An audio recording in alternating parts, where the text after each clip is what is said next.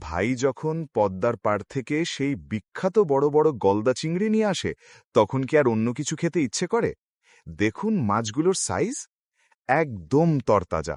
আজ এই মাছগুলো রান্না করব একদম সাদামাটাভাবে, ঠিক যেভাবে ছোটবেলায় মা রান্না করতেন, মায়ের সেই স্পেশাল চিংড়ি ভুনা। প্রথমে মাছগুলো ভালো করে ধুয়ে নিয়েছি।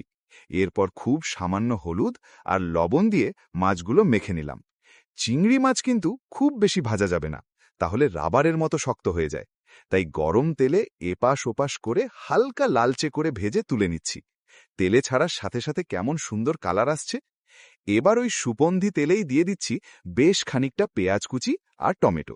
লবণের ছিটা দিয়ে পেঁয়াজটা একটু নরম হয়ে এলে এতে দিচ্ছি আদা ও রসুন বাটা।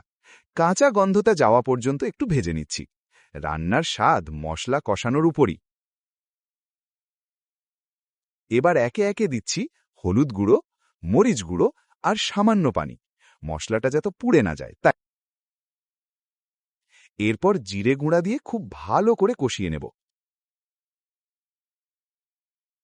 দেখুন মশলার ওপর তেলটা কেমন ভেসে উঠেছে আর কালারটা কতটা লোভনীয় এসেছে।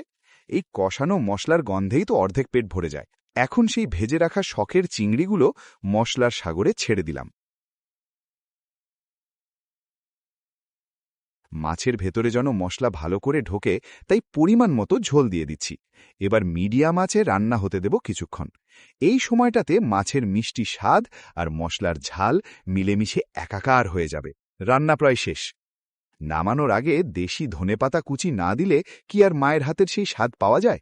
ব্যাস, তৈরি হয়ে গেল পদ্মার বড় চিংড়ির ভুনা।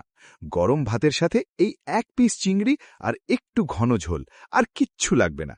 বিশ্বাস করুন, স্বাদটা মুখে লেগে থাকার মতো। রেসিপিটি ভালো লাগলে লাইক দিয়ে সাথেই থাকুন আর কমেন্টে জানান আপনার মায়ের হাতের প্রিয় রান্না কোনটি। আল্লাহ হাফেজ।